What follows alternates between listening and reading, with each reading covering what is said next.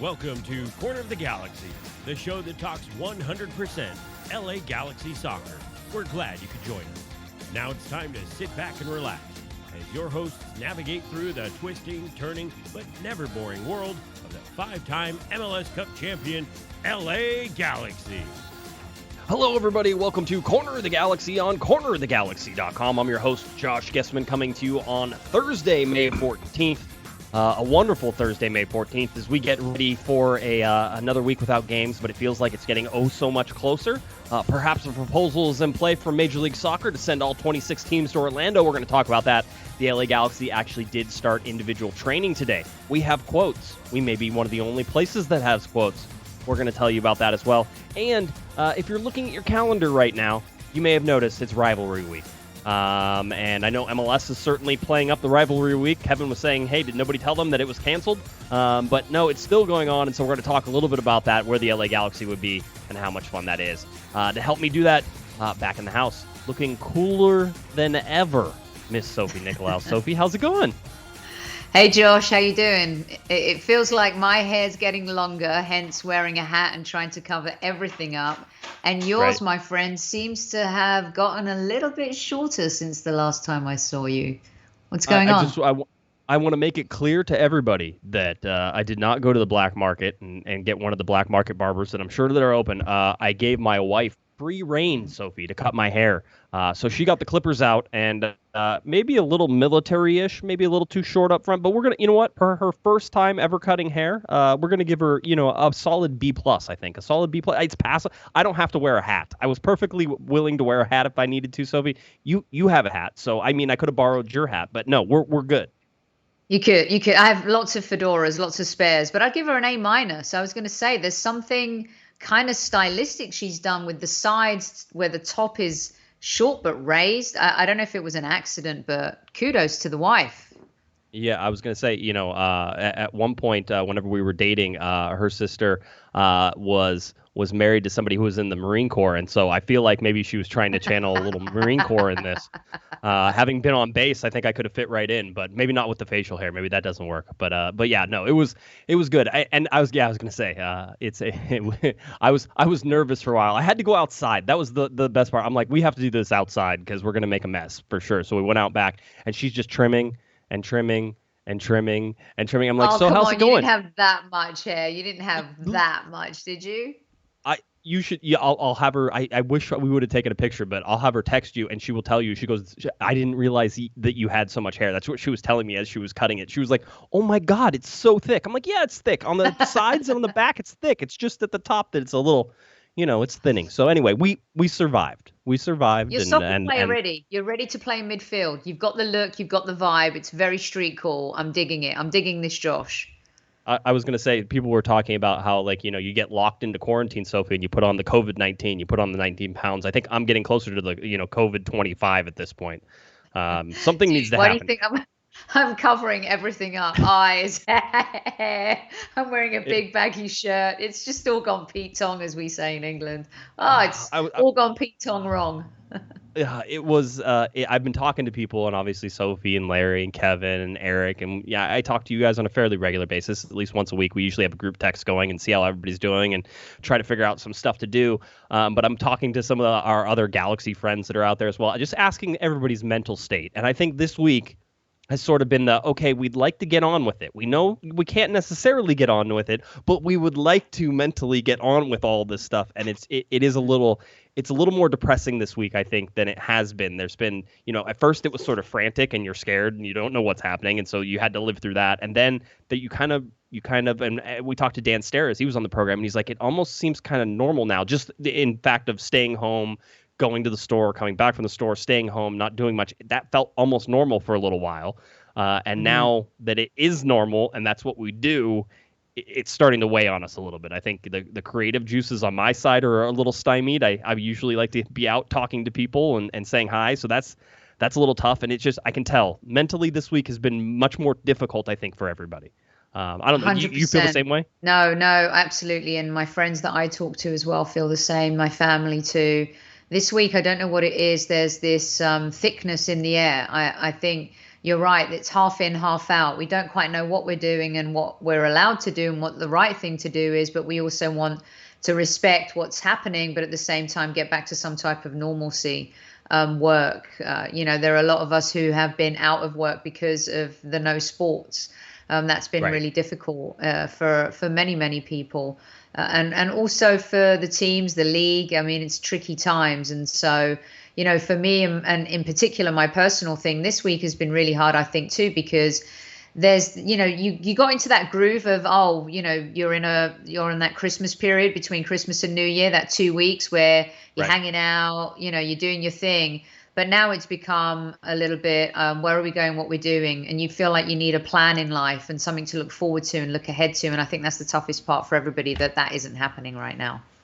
I had a really good family friend of mine once say, I said, I think we were talking one time, and I said, well, it's almost Friday. And he says, don't go living your whole life waiting for Fridays to come around. And I always thought that was at least poignant to some point. At the same time, I very much look forward to Fridays all the time. It's one of the reasons we do this show on Thursday nights is after I'm done with this show, Friday comes, and we're like, oh, okay, it's Friday. Oh, okay, next week, the next day's Friday. So if you're listening to this, I hope you're having a wonderful Friday. I hope that you are mentally a happy and healthy person.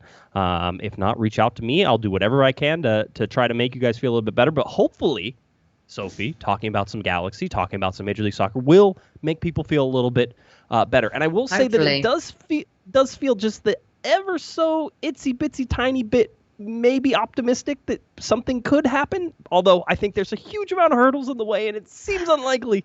It feels like stuff is trying to happen, and maybe that brings people a little bit more something to look forward to, maybe possibly. I don't want to there's hope, just a little bit. Yeah. But with it's one of those. Bundesliga coming back, I think that's given everybody hope, right? So Yes, Bundesliga is about to get some major new fans from across the globe because it's the first soccer league to come back. So that's a major thing. I also think MLS, and we'll get onto it. I don't want to jump the gun here, but I think MLS can benefit similarly here. When there's no NBA, no NFL, no NHL, I know they're trying to get things moving quite quickly, and they don't want to be too aggressive, but at the same time they see that there's this opportunity as well, and financially, there's some challenges, but there's some hope, and as long as things are done the right way, Josh, and I know that you've been ingrained in finding out how things are going to be moving along here, that's the key. That's the most important thing. Yeah, it is, and we'll see how that goes. Let's start with rivalry week, and just a little something. The LA Galaxy would have been playing LAFC this weekend on Saturday. That game would have been broadcast on Big ABC, Sophie. So over the air, as we say, would have been a huge, massive game. It would have been the first time that the season series between these two teams had ever opened at Bank of California Stadium, because before it's always been at Dignity Health Sports Park to start this series. That wouldn't have happened, so it would have been at Bank of California to start. It would have been a noon kickoff time. The weather seemed like it would have been perfect for it. So all of these things sort of leading up to what would have been a great rivalry week. I can't. It's even whenever I'm not in quarantine, I can't say it. It would have been fun to see, and you certainly see MLS trying to play it up and do all these things. But it does once again. I mean, listen, part of me hates the week that the LA Galaxy play LAFC, because if I say anything that is somewhat positive to LAFC, I would get buried for it. And I think I do a pretty good job of staying pretty level-headed on most of this stuff. So part of me hates it, but part of me also loves it, because I don't think there's more electric atmosphere than whenever these two teams play. So it definitely, I think this week hits home a little bit that they're not playing this game.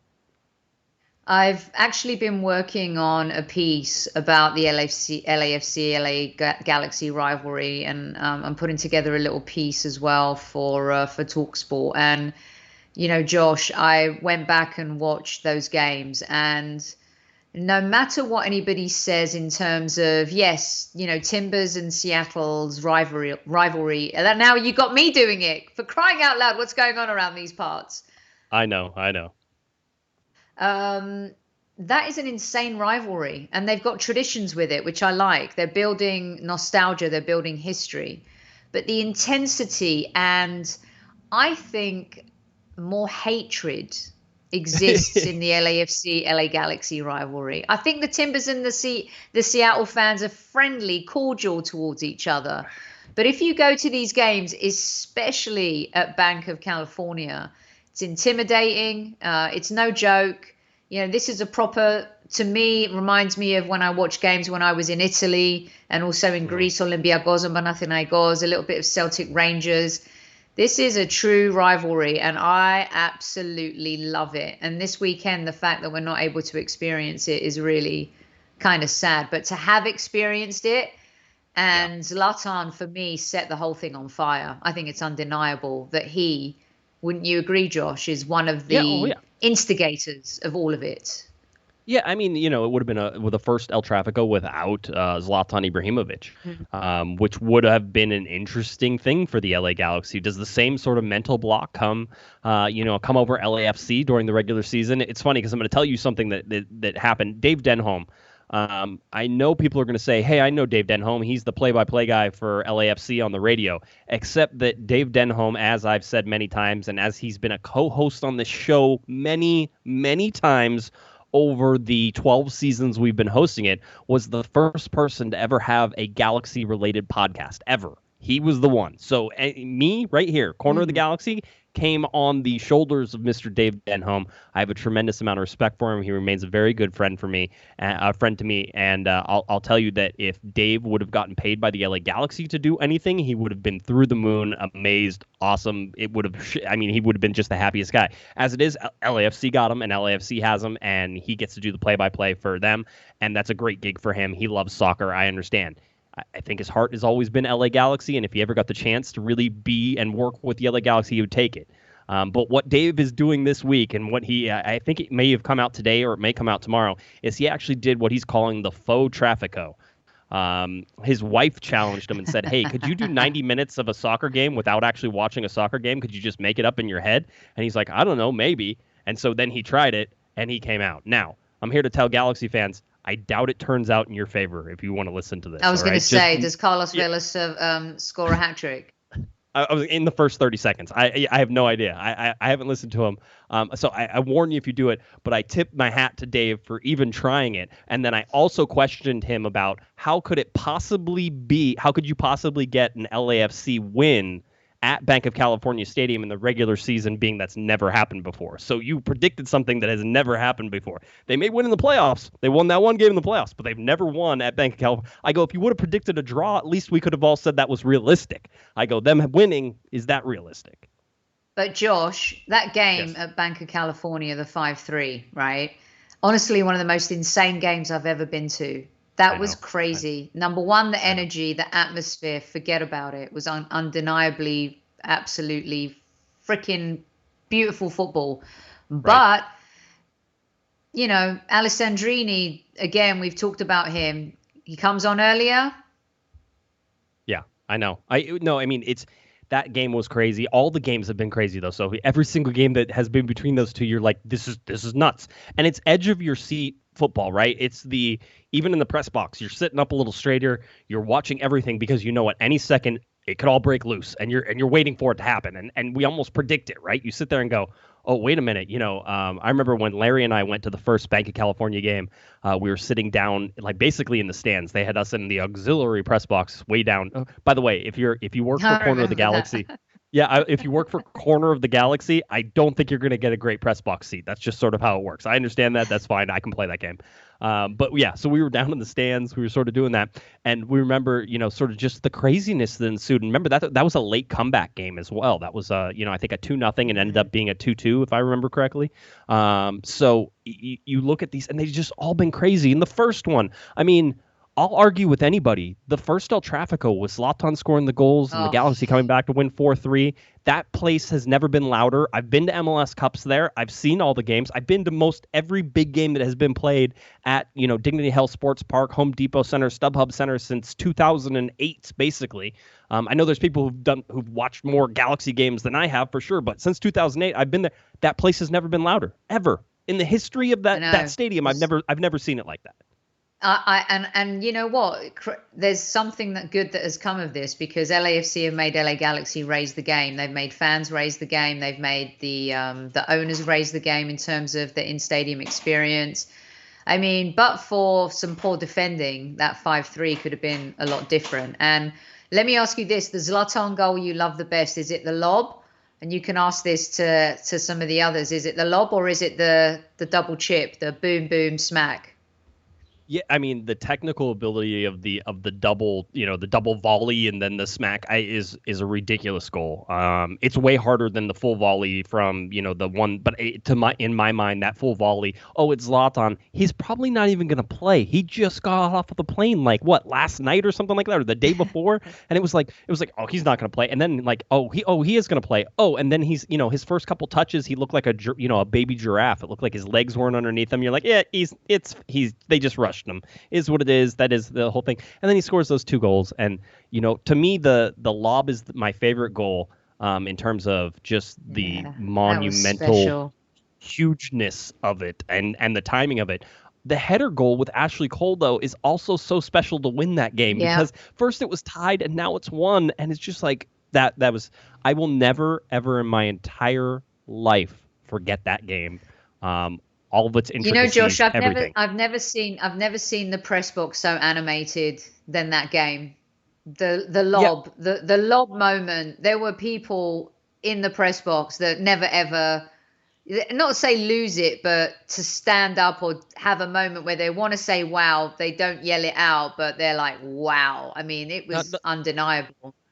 The press box absolutely said wow. I mean, everybody went whoa, like it was loud in there. It was loud in the press box, and that you have to understand that signals the significance of that and what we saw, because you had people who watch soccer for a living who don't necessarily, like, we all go, oh man, that was a great play. Oh, that was good. Oh, that was a really good pass. There's all that stuff. But for all of us to sit there and go, I looked at Larry was sitting next to me. I put my hands on his shoulder and I said something. I said, what the F did we just see? Right. And he's like, I don't know. Right. And we were just sitting there sort of staring at each other. I had no idea. I got nothing. It was the crazy. And all the text messages I had on my phone from people who don't watch soccer, they're like, where are you right now? I'm like, I'm in the press conference. Zlatan's about to talk. Oh my God, that's amazing. That's so cool. Like, and I'm like, you don't even watch soccer. What are you doing? Talking to me. Yeah. So, no, that's the beautiful thing about that season. Random people followed. He had random people watching. I mean, he ingrained himself on popular culture. He was a spectacular spectacle for the league. And, he's a perfect example of you don't know what you have until it's gone.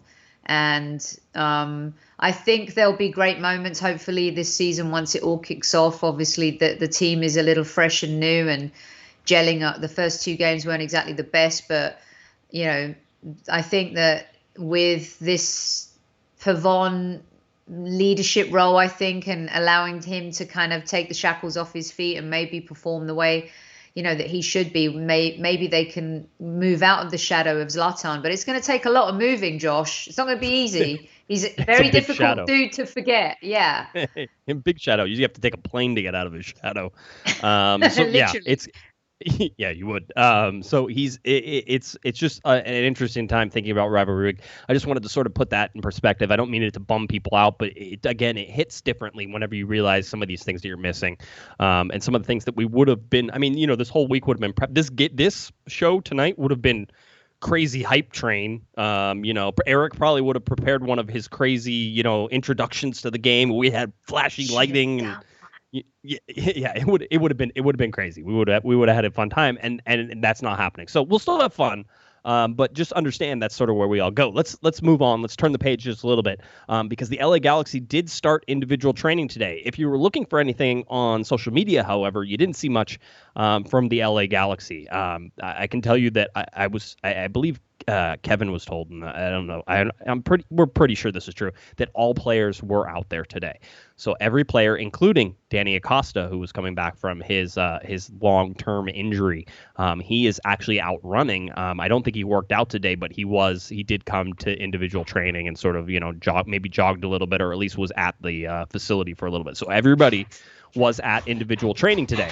But Sophie, this remains one of the really sort of it's still a touchy subject, especially in California, I mean, really all over the United States whenever you look at it. But it's a touchy subject when you think about, how political everything is. And so seeing a sports team go back to quote unquote training is still a touchy subject. So I'm not sure, the Galaxy are ready to jump up and down and wave flags and say, we're training. They're sort of taking a little bit lower PR approach. I think a lot of teams, and we're seeing it with the Premier League having to go back and forth with all their planning, lots of disagreements in terms of how and what the right thing to do to proceed is. Bundesliga's had to go through some peaks and troughs as well, and we've seen over the last few days players testing positive. A manager, I think it's the Augsburg manager, broke protocol today, went to buy a shaver and something else and left the hotel, and now he's got to be in quarantine.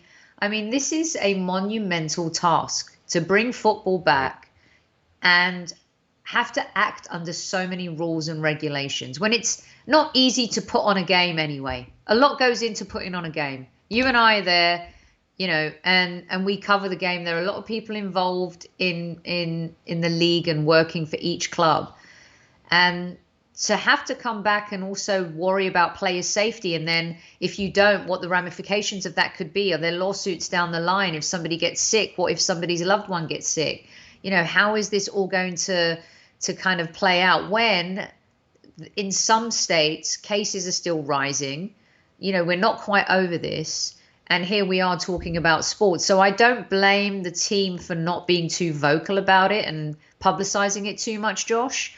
But I do think at some point they need to be very authentic and open about how is this really going to work and what are the next steps and what is the timeline for that. So fans who've also paid really good money for their season tickets know what's in store for them for the rest of the season. Yeah, I mean, it's just you just want to go about it in the correct way. The good news is the Galaxy are individual training. The great news is that Corner of the Galaxy and Corner of the Galaxy affiliated hosts out there, Kevin Baxter for the LA Times was able to talk to Sasha Kleshtin afterwards. And by the way, these were phone interviews. Don't think that they were allowing press anywhere within quote unquote spitting distance of this place. That's not happening. Press is locked out from the facility for the very first or for the far off future, I would say, and that's fine. We don't need to be there. We can do a lot of this stuff by phone and it works. But Kevin Baxter talked to Sasha Kleshtin, and our very own Larry Morgan, not on Twitter, was able to talk to Mr. Nick DePuy as well. Those were as far as we know, the only interviews that were allowed today from the players, and there's a lot of reasons for that. And I'll get to some of the quotes from these guys because I think it's really interesting to sort of see their mindset as they come back. But the big thing that we're going to talk about here is Major League Soccer taking all 26 teams to Orlando, or at least that's the proposal. And I'll tell you right now that questions that were asked about Florida, about going to Orlando, were not answered today. And I think it's fairly clear that the MLS Players Association is very keen on making sure that nobody's going to comment on this yet, because this is all part of negotiations. It has CBA ramifications, it has pay ramifications, it has a whole bunch. It's going to affect everything. And I would also say that as we talk about that, I'll tell you how some of the players are sort of looking at that. But let's get to some of these individual training quotes that we got. And let's start with Nick DePuy. Larry Morgan talking to Nick DePuy, and Larry basically asking, what was it like getting back? And he says, Nick says, it's been a long couple of months. It's crazy. It's crazy. My family and myself are healthy. We're very fortunate about that. I arrived today around 10 o'clock. It's definitely a little weird, but under the circumstances, it was definitely great to be back. Pull through that long road into dignity. It was good to be back. I had been there once in April to get some stuff from my locker. So really, you're talking about guys not being at the facility, Sophie, for the last 2 months, and being on individual training for the last 2 months. So I think Larry was joking. And some not even being in the country, right? Not everyone's been here, have they?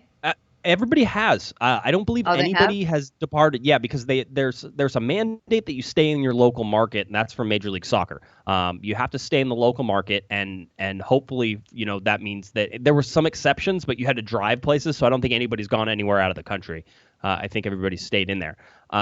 So I think Larry was joking with Nick, though, whenever he asked if he remembered how to get there, because Nick answered, yes, I remembered how to get there. I had to pull up MapQuest on my phone. Ha, ha, ha. That was a good pull. Nick DePew, MapQuest. That was a great. I hope that's true. And Larry didn't be like, I'm sure Nick said Apple Maps and Larry translated it as MapQuest. That seems like a Larry thing. But if not, Nick nailed Larry's style right there. That was just great. I'm sure Larry did interpret it as the Thomas Guide.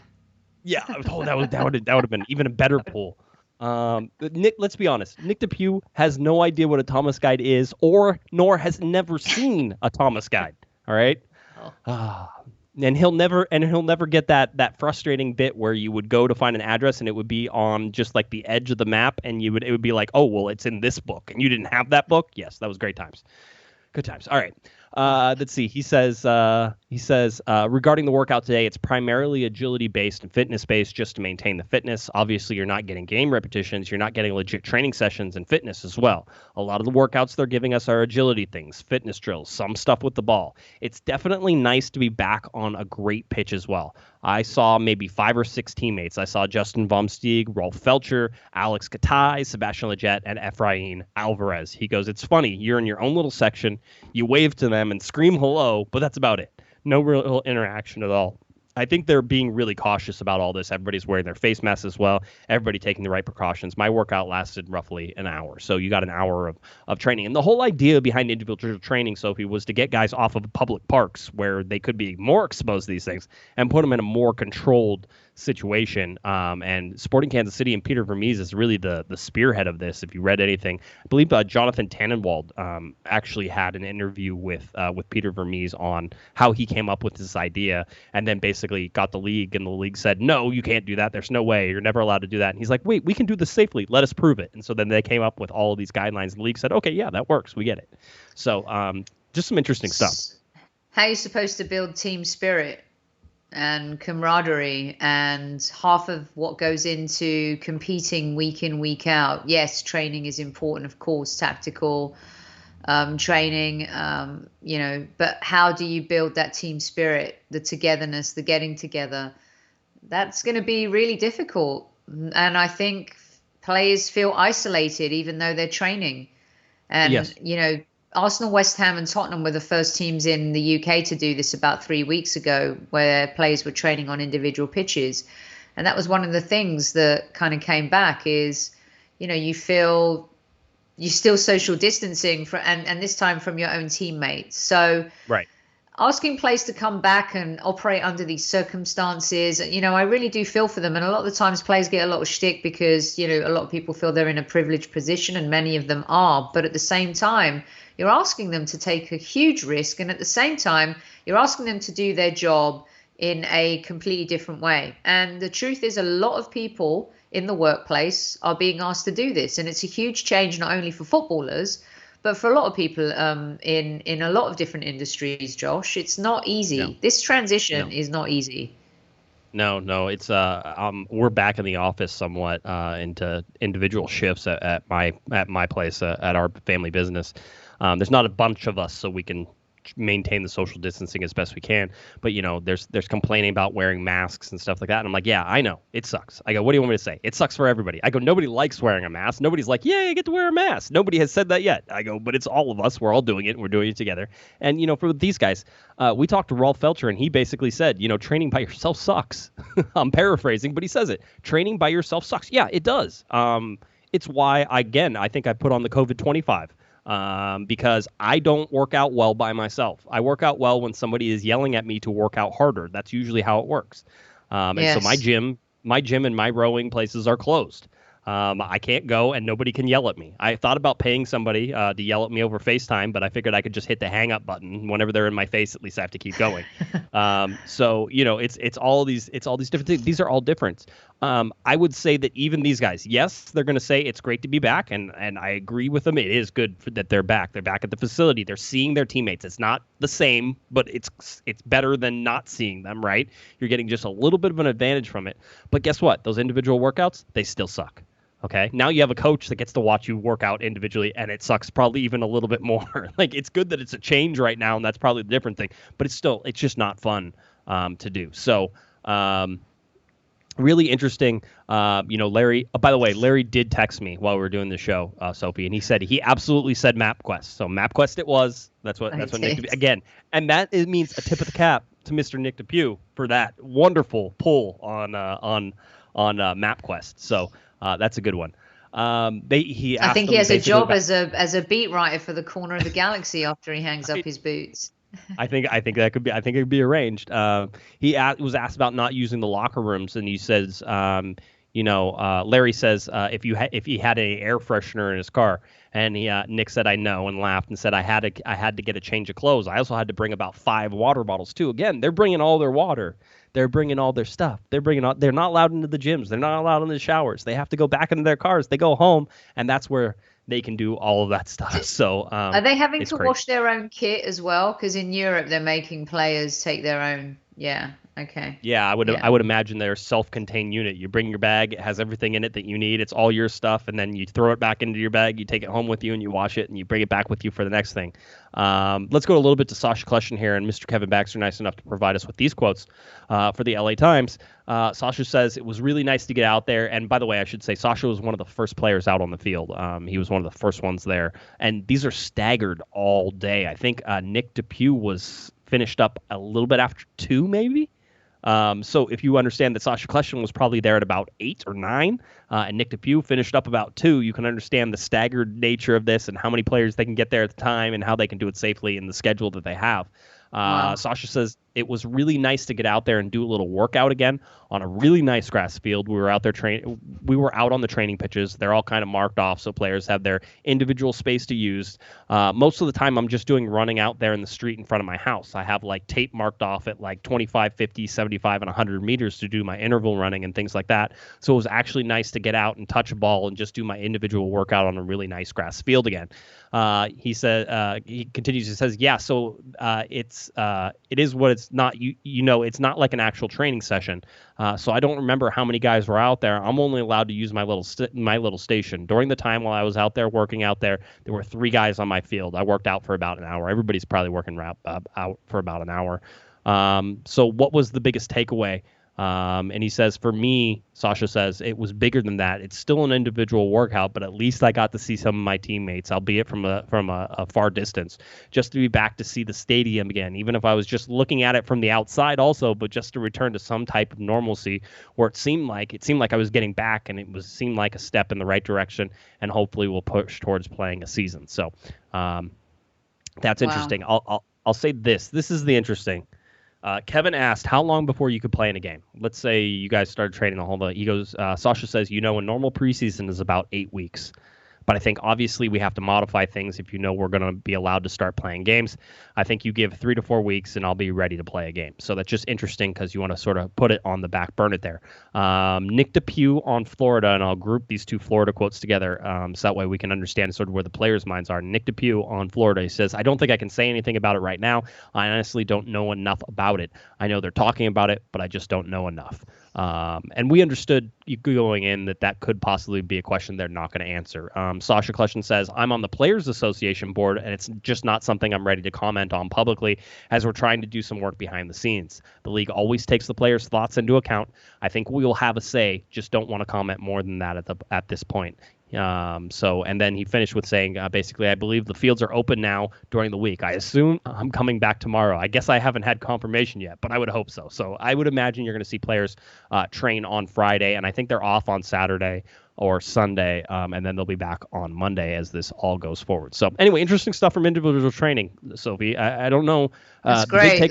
Some great quotes the boys got there. Really good stuff from both players, very as honest as they can be, and I'm sure they have to toe the line a little bit from a PR point of view. The team, I'm sure, wanting them to be, tread carefully about what they're saying in terms of what's going to happen down the road, but in terms of how they feel and what they're thinking about being put in the situation, I think both gave some really candid thoughts there to Kevin and Larry. Nice stuff. Yeah, it was. And Larry's article will be up as soon as we're done with this show, and I can edit it and put it up onto the thing. So we'll get it going. We'll get Larry's article up there. An actual article on the site. Larry Morgan coming out of retirement for this particular. He's been on hiatus for a while. So it'll be a good one to have up on the website so people can read. That'll be coming up here just a little bit. And if you're listening to the podcast on Friday, make sure you go to the website Corner of the Galaxy and read Larry's article. All right. So we got through that. The other little LA Galaxy news nugget is about the season ticket holders. And there was an email sent out. That email went out. We tweeted about it. We told you basically what they were saying. Now, this was always sort of expected in terms of what was going to happen. But the LA Galaxy basically said that they're sending out their best wishes and thoughts to your family during this challenging time. And MLS recently extended its moratorium on matches until at least June 8th. We know about that. So while MLS continues to explore options to resume play in 2020, the LA Galaxy remain committed to providing our season ticket members flexibility during this time of uncertainty. As a result, beginning in May and continuing until further notice, we are suspending all further license fee payments. Now, people freaked out. They're like, "What license fee? That's just your tickets. Don't worry. It's contract talk. All right. So just remember, there's a little lawyery in this way they can have this stuff. So basically, what they're saying is they're not going to take any more of your money. If you were on a payment plan, they're done taking your money until the games resume and there's fans in the stadium, and then they would draw on that money in a number of games. And if you would eventually ran out of money because they played so many games with fans in the stadium this year, they would ask you for more money, and that would make sense. The likelihood of that happening almost zero at this point, so I don't think you're in any sort of danger of losing that. The big deal is if you keep paying and if you go and move that money to basically over to 2021, they are going to give you a 10% ticket credit for all of the affected matches towards your 2021 membership. So if you're fine, you're in a good financial place, you don't have a problem, you can do that. That 10% ticket credit will go towards 2021, which a lot of times you got a discount for renewing early anyway. So it's not, I don't think it's a huge deal, but that's fine. That's really cool that they're going to let you just sort of roll it over. Mm-hmm. If you want to, though, Sophie, if you need this money, they are saying that you can contact them directly and they will issue a refund. They're going to make you work for a little bit. They're going to be like, are you sure you want to, are you sure you got to call us and you got to talk to us? Are you sure you want to go ahead and get a refund? You don't want to just keep that money here? Because obviously they're looking to hold on as much cash as they can. And they're also trying to make sure they retain season ticket holders at this point. So I sort of understand it, but I think this is the best way to this gives the most flexibility. They're making you work a little bit, Sophie, just like if you're going to cancel a credit card, you have to write a letter and say, please cancel this credit at my request, blah, blah, blah. It's one of those things. If you want to cancel your gym membership, you can't do it over the phone. You got to come in and stare them in the face and be like, I don't want to be here anymore. It's like that episode of Friends where Ross, I want to quit the gym. Yeah. I mean, I think what are your thoughts in terms of, is there any fairer way they could have done this? Is there any other outcome? I don't think so. The fact that, yes, they're going to make people work hard for it if they want a little bit of a smidgen of their money back, but that's just the norm when it comes to sales and trying to keep people on board, right? Yeah, I don't feel like any of this is out of, I mean, some people were angry that it wasn't just an automatic refund. I understand why it wasn't. I mean, listen, the Galaxy want to hold on to your cash as much as possible. As the business, they have your cash. It's in their hands. They would like not to give it back. I understand that. And so that doesn't surprise me. I think it's the right thing to do to not charge people anymore. We talked about deferring payments before because they were allowing you to defer payments. And we're like, listen, the likelihood of games being played this year is just, yes, I think there will be games played. In what format and with fans in attendance? There's no fans in attendance. So I don't think that in 2020. 2021 has a better chance at that. So let's just keep our fingers crossed for that right now. I like that optimistic look. Is 2021 definitely fans in the stadium? 2020, I'm not going to bank on that at all. I don't think we'll see fans until the playoffs. I don't know if it'll be that soon. And I don't know when the playoffs would be. So this is leading us into our 26 teams in Orlando and sort of how that goes. But yeah. I mean, the playoffs could be in January. They could be in February. Because we're 2 months behind schedule right now. 2 months, roughly. Yeah, and there's talks. Yeah, there's talks about moving everything to whatever they need. So I mean, trying to look at all these different situations. So let's go now to the to MLS and 26 teams in Orlando, because that's really the crux of this here, Sophie. All 26 teams. MLS proposed, and this came out in the Washington Post. Stephen Goff had it. In fact, Kevin and I recorded our Monday podcast. If you go back and listen, Kevin and I talk about one of the proposals being playing at multiple cities, including Orlando, Kansas City, and possibly Dallas. While we were recording that podcast, we started at 8, and at 8:15, Steve Goff came out with his breaking news, which we did not get to until after we were done with the podcast. So there's a nice little insert there of me saying, oh, and as we're talking about this, Stephen Goff came out with a proposal that would see all 26 teams go to Orlando. And I left it at that because we're not going to go back and re-record the whole podcast. A lot of our points were still very valid. We would, if we didn't have valid points and everything was wrong, we would have gone back and re-recorded it, but we were good. So this is our first chance on this show, Sophie, to talk about this proposal. So let me go over some of the details, and I'll give you the basics of it, and then you and I can chat a little bit. We can talk about all the reasons this probably won't happen. So MLS is proposing that all 26 teams go to Orlando for a tournament. The tournament would be held at ESPN Wide World of Sports complex, and Disney's Coronado Springs Resort is basically 10 minutes away from that Wide World complex, where all basically 1,000 players and coaches and staff would be put into this hotel and then quarantined. And that includes the hotel staff would also have to be quarantined there, Sophie. So that's the first thing. The target date for this to happen is quick. June 1st. June 1st is the target date. They want all 26 teams in Orlando. That first week, they would start with small groups. That first week would just be individual training, much like they have here. And then the next week, June 8th, would be small groups starting, and then full training 1 week later. And so basically they get 2 weeks of full training before games would start in July. Every team would play at least 5 games in a round-robin tournament, followed by a knockout stage and then possibly a consolation stage. So you're looking at each team being in Orlando for a minimum of 8 weeks, and teams that advance would be there possibly for 10 weeks, all in quarantine. So what could go wrong, Sophie? Well, a few things could go wrong. How much more hygienic is it to have everybody in one place playing at specific stadiums every single day, week in, week out, versus using each team's facilities? I mean, to me, it just doesn't seem. I just didn't understand this either when the Premier League wanted to do it.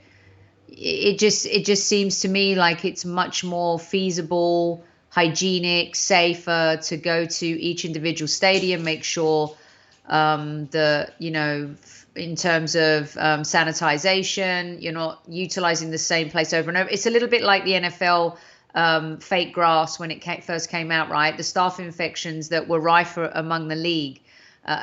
To me, it just feels like, what kind of idea is this when you have everybody in one place? I don't understand how that's going to work. And then when you start condensing the competitive side of the league, to me that just doesn't become. That's always going to have an asterisk. Whoever wins MLS Cup that year, if that's how they're going to play it out and condense the competition, to me it feels like that would have an asterisk against it. Just like I think the Premier League will have an asterisk against it if they go ahead and play at neutral grounds. It's not right. It's not fair. Now, MLS is only 2 games into the season. And I think that's the difference with MLS and the rest of Europe, because you have a little bit more leg room in terms of changing the rules and adapting. But at the same time, you have to have the integrity of the game. And I just think that, I don't know about you, but I think of any of the leagues, it makes sense for them to squash this year and go to next year, like you were saying, and do the whole 25th anniversary next year. But from a financial point of view, I can completely see how that might just absolutely not be feasible.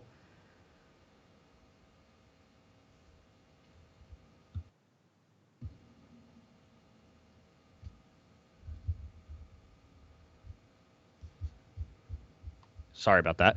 If this lasts longer than I can see it going through 2021, through 2020. If this lasts and it seems like the league will be fine financially, through the 2020 season, regardless kind of what happens. You look at what happens if this goes to 2021, Sophie, and now you're talking about MLS being in a financial position that might be untenable. It just might not work. And you're talking about league possibility of, collapsing. There's a bunch of really rich guys who have a lot of money, and you'd hope that in this case MLS is insulated from a lot of that, and I think they are for at least one season. But if it's multiple seasons, that's a sort of a different thing. So I think that, trying to reset and just saying, okay, we're shooting for 2021. The problem with that is, how certain are we that we're going to be ready to go and rocking and rolling in 2021? The uncertainty around this right now is not something where I would say, listen, I feel 75-80% positive that you could start a season in May or even June next year if there's a delay for reasons, vaccines, anything like that comes out, that it would allow us to get back to fans in the stands, sort of normal operating procedure. But if you go beyond that, it's just not something you can plan on. So I think this is the interesting thing about this proposal is that it's sort of a standalone tournament. I don't know that it's going to count towards the league. I have no idea. It doesn't seem like that, although they're talking about possibly a winner getting, like, being the U.S. Open Cup basically has been canceled this year and it's not going to be played, that the winner would get, the U.S. Open Cup CCL berth or something like that. But it's still like a sort of a standalone tournament. I don't know how much it will affect, and I don't think it will be part of league play. I think it's just a way for them to get MLS on TV, and a way for them to sort of, get the public who is wanting sports to watch it. And if they can do it quickly enough, by June 1st, getting teams there, July, they have a chance of picking up some fans. Yes. It's the only benefit. Otherwise it's irrelevant. No team is going to relish winning a tournament just because it's based on how many weeks in a single location over. That's not MLS Cup. I'm sorry. It's just not. No, the only reason to do it is to be, it's one of those moments. It's like, in the Great Depression, when brands were scaling back, spending money, Kellogg's decided and were the only cereal brand to continue to spend money on their marketing. And they took a huge risk. And that's how they became America's household cereal. And they made their name during that time. And they were hugely successful.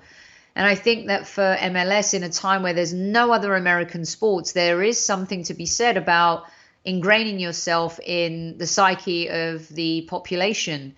And at a time when people are starving of sports coverage, it could work. And if it's done in a World Cup, Copa America style tournament, that could work. It might. Again, you're going to have, they're going to be playing on training fields. I mean, these aren't stadiums. You're going to see, it's basically MLS Combine. If you've seen the MLS Combine, you sort of know what it's going to look like in terms of these games being played on these fields. These are not stadium fields. They're not large. But why would they need one? There's no fans, so it's not something that they need. The reason that they're trying to put everybody in one place, though, Sophie, is really the logistics of everything and understanding that they're going to quarantine these players. They're not allowed to leave the property. They're not allowed to go anywhere. I mean, this is one of the reasons why this is a very big stretch for whether or not MLS can pull this off, because no families are coming, Sophie. You can't bring your family to this. And then you're basically saying, oh, bye, honey. I know you have the kids, but I'm going to be gone for 8 to 10 weeks, and I'm not going to be able to see you, and I can't come back and help you, and I can't do any of that stuff. That's going to go. And so I would say that is going to be one of the big things that they have to sort of, is having players be okay with going back. And I think some players won't be. And we've seen very high profile players be vocal about not wanting to go back or being fearful. There's a player I was listening to Kevin Hatchard today, who's a really great European football writer, journalist, who was saying that one of the players in Bundesliga, I believe, his partner, who has a heart condition, had to leave the country and go to Belgium because he's going back to work, and in order for her to be really safe. And even, you were talking earlier about you going back to the office and stuff, and you have a newborn at home, and these are things that people, think about. At the end of the day, sports is sports, but family is family, and protecting your family is everything. And so I feel for the players, I do, and I feel for people who are having to go back to work in certain industries. It's not easy. There's an uncertainty about life right now, and we're all feeling it and we're all vulnerable. And so, I think it's all well and good that we want sport to return, but at what cost? So Yeah, it's a and that is the very big question. tricky situation. Yeah. Yeah, no, it is. I mean, it's always, Dennis DeClosa said it, and I will forever, parrot his sort of response on this is sports is the most important, not important thing. And it's like, it doesn't matter. It absolutely does not matter. And we know it doesn't matter. We'd like it, but we know that it doesn't matter. And that's one of those things that we look at and say, okay, this really doesn't matter, and we'd like to have it back. It would be fun. It would make this show a lot easier if there were games. I'll be honest with you. Trying to It really scrape would. stuff up to, yeah. And Josh, some sports are so easy to digest without a crowd. I think UFC did a pretty good job. I think that came across quite well without the crowd. Football is a totally different beast. Yeah. Football is about the fans. The fans make everything. The fans are the club owners. The fans are the boss. And the fans are the ones that make the atmosphere. And without the fans in football, it's going to be really hard. And I hear about the cardboard cutouts in Bundesliga and elevating the experience by infusing sound effects and all sorts of things. But you and I both know that there's nothing quite like the live experience. And, tennis is fine, golf is fine, but football, I think that's, really difficult to execute without fans in the stadium. Really, it is. But at the end of the day, if you want to get results and finish things, then fine. Yeah. I mean, that's sort of it's about staying relevant, sort of thing. Let's go over some more details of this because it gets a little bit crazier as well. We talk about MLS creating a bubble, which basically means teams and players are quarantined within this resort, this Disney Coronado Springs resort. It means that staff of the hotel would also effectively be quarantined at the resort because if you create a bubble, you can't break that bubble for almost any reason. COVID-19 testing would take place every other day, which is a question about, do they even have those tests available? Can you get that many tests to be able to everybody has a test every other day. And I'm sure you have like an A schedule and a B schedule, which means that basically you're running tests every single day, but that's a monumental number of tests. And you can buy tests privately, Sophie. They still deplete the same public pool of, reagents and swabs and everything else. And so is that a PR hit that MLS is okay with taking as well? So, MLS, you want to play, which you're using, 1,000 tests every 2 days, and that's a ton of tests whenever you realize how many people have been tested and how many they haven't. So that's a lot of tests, and should those tests be going to frontline workers? Again, the big sort of thing here is if they're private tests, because you can go, you can get a public test for free in places, especially in LA City. I think any of your testing, if you're a frontline worker, you can go and you can get tested for free. Right. But you're talking about private tests. There's actually a place around the corner from me in my office complex that's doing the private tests, and it's like $75 or something to go get the test. It's a private test, so are you taking, and mostly the people that seem to be going there seem that, they're frontline workers and they want to know. But yeah, it's another big question. How does that work? And what happens, Sophie, if one guy tests positive? You have 1,000 people, in this resort, and one guy tests positive. What does that do to your schedule, your season? How do you quarantine him? How many people get quarantined along with him? Imagine one guy gets it and he's in full training. All right, so full training. You can totally see it happening, right? Yeah, you can. I mean, listen, they're going to be as careful as they possibly can. That's why if you look at the timeline of the training, they talk about individual training for a week, right? And really they're looking at testing people that week. As soon as they get in, they're going to test everybody, and then they have individual training. So they get the results back and they say, okay, everybody's clear. Now you can go to small groups, and then they're going to go through that week, and you're going to be like, okay, and we're testing you. Now we're 14 days into this. Really, the long incubation period is over with, and so now we can go ahead and do full team training. You can see how they're setting it up to try to use what the disease does and how it incubates in terms of reducing the risk by testing all along that path. By the time you get 2 weeks in at full training, the idea is that you shouldn't have anybody test positive because it's past the incubation period and you've been testing the whole time. That's if everybody stays within the bubble. But what happens if somebody goes outside the bubble? And what happens if somebody does get coronavirus? Exactly. And also, should people be paying for tests? That's one thing I think, that I have an issue with. The other is, um,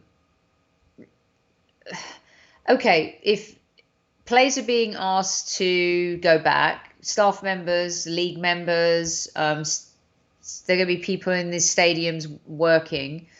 Let me Right. ask you this, Josh, and has anyone asked it? I don't know. Has there been a consideration as part of any of this planning where fans would be able to sit 6 seats apart?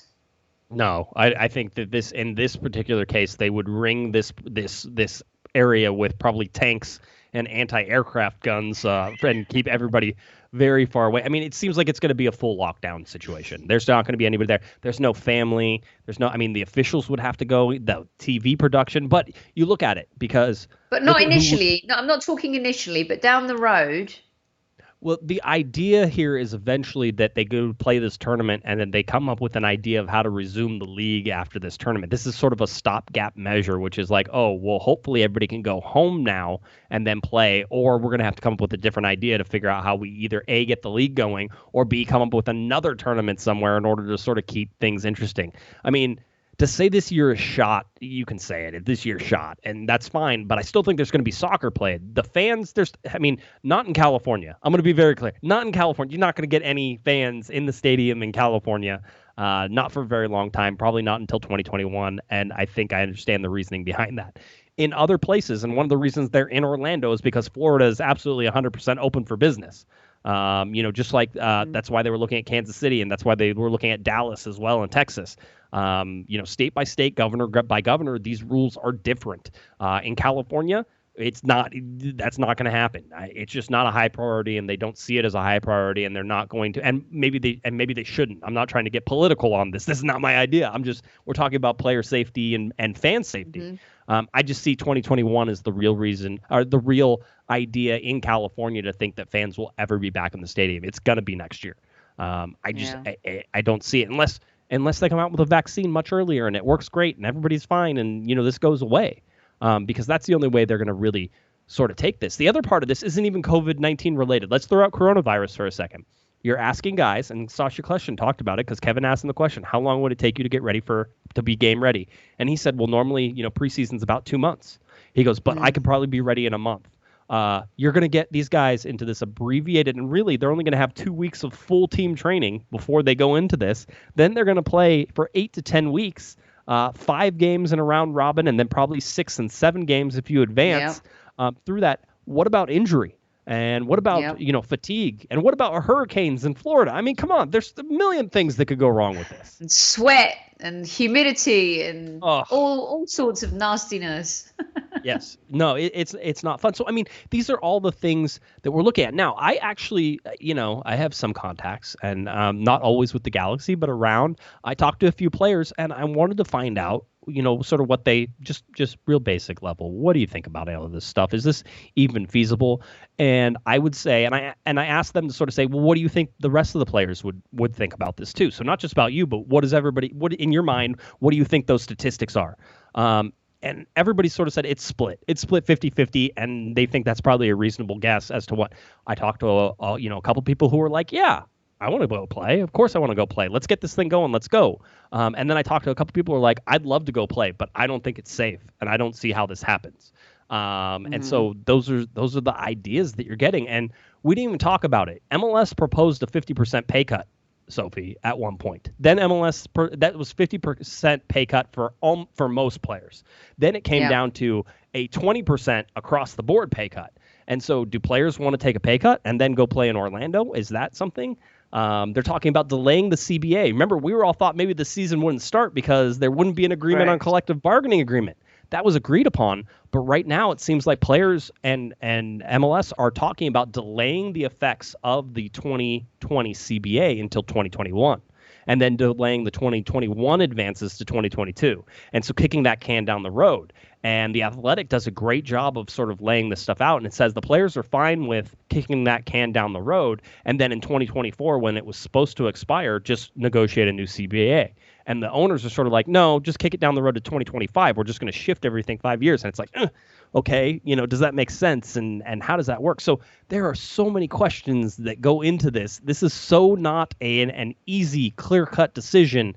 MLS has to prove everything is safe. The players have to agree to all these stuff. It's exhausting, Sophie, trying to think about all the things. My notes are like 7 pages long on all this stuff. I mean, and listen, you didn't even do any spreadsheets today, and you still have 7 pages of notes. I do. Yes. They have to be cautious because the roll-on effect of all of this, and like I said earlier in the show, God forbid, something happens. You could be seeing some really severe lawsuits down the road here. So I don't blame them for dotting the I's and crossing the T's. And I get it from their point of view. It's a business, and business does have to start regenerating again at some point. There's also an economic health that we have to take care of after all of this. There's a lot of hungry people out there. There are a lot of people who have lost their jobs. We've seen another 3 million plus Americans apply for unemployment this last week. So things are serious. And when you're talking on this level of seriousness and something we haven't seen since the Great Depression, you have to be very cautious about how you move on with things. And you also have to be sensitive so people can really kind of understand the why. Because when it comes to this type of stuff, Josh, it's not easy because people see it as a money grab. That's what they're talking about with the Premier League. Bundesliga is getting away with it a little bit more than the Premier League. I don't know why, but Premier League's a little bit tainted like that. And MLS has to be careful too. But my goodness, if they do it right and they do come back and they are the first, there is a great opportunity here to grab the attention of the people. And if they can do it in the right way, with the right tone and the right people sending the right message, then I think everybody would welcome some type of sport back on to our TV screens, because this Sunday, the last dance ends and we're going to need something to watch after it.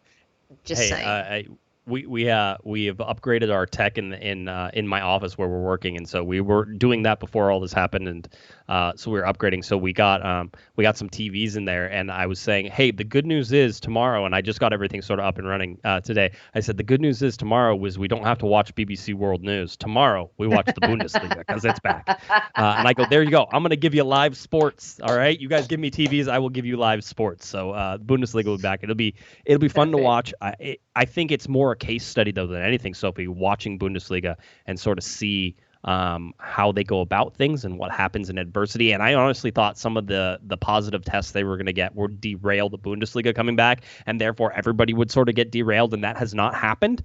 So it's interesting to see the acceptance of that in the sporting community to sort of be like, oh, okay, there were some positive tests, but we're just going to quarantine these teams. I think there was a team in Bundesliga too who got quarantined and can't play for the next 14 days. And so they're going to miss matches and they'll have to make those up. Like, it's just that type of thing, and understanding how things can go wrong and what to do about them is MLS will be on, hopefully, if they're going to do this, be on the leading edge in the United States, but they're going to have some guys who have already macheted their way through the tall brush over in Germany, and they'll be able to sort of understand a little bit of possibly how to do that. So all interesting things, all craziness, but again, maybe a little bit of hope. Maybe that feels like something. The individual training feels like a little step. Hope is not a plan. Hope is not a plan, but it's a good thing, right? It can get you out of bed in the morning.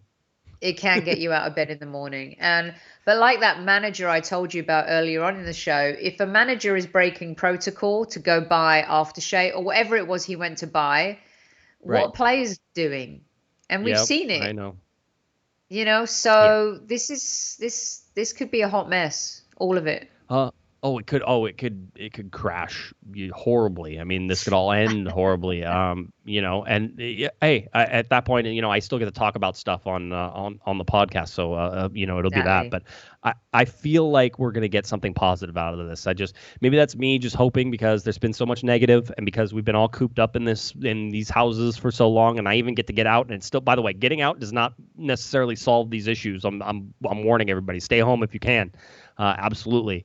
But yeah, things are interesting right now, and I think they'll continue to be interesting. And we'll keep watching the LA Galaxy. Individual training there, season ticket member emails went out. We got that. Rivalry week, a little bit of the MLS 26 teams. Sophie, we covered a lot in just about an hour, or a little over an hour. So I think we're good. Anything else? You good?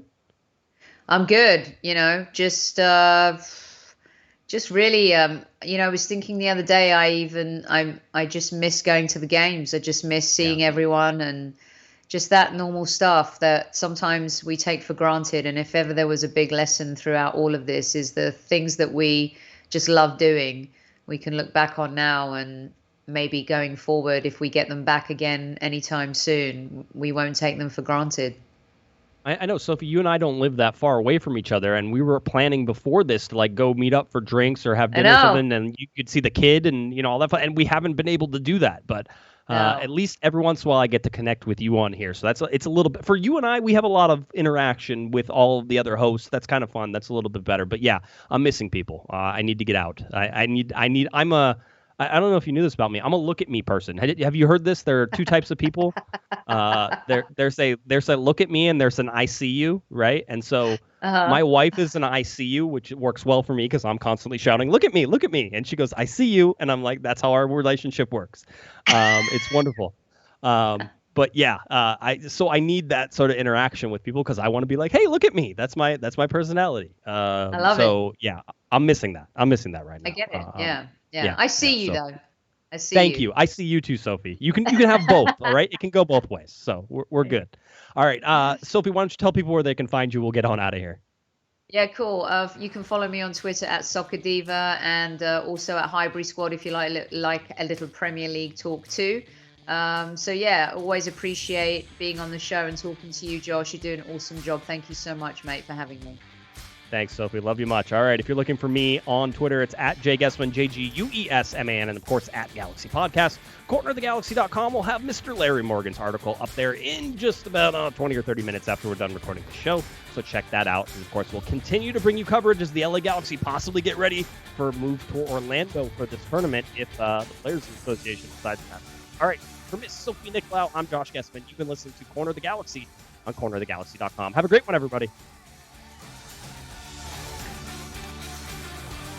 You've been listening to the Corner of the Galaxy podcast on cornerofthegalaxy.com. You can follow the show on Twitter and Instagram at Galaxy Podcast, and be sure to check out and subscribe to iTunes, Stitcher, and Facebook by searching for Corner of the Galaxy. Fans, we thank you for listening, and we ask that you be kind and courteous to your neighbors as you leave the podcast. We thank you for joining us and look forward to seeing you again. Until then, I'm Michael Araujo, and on behalf of the entire Corner of the Galaxy crew, goodbye, everybody.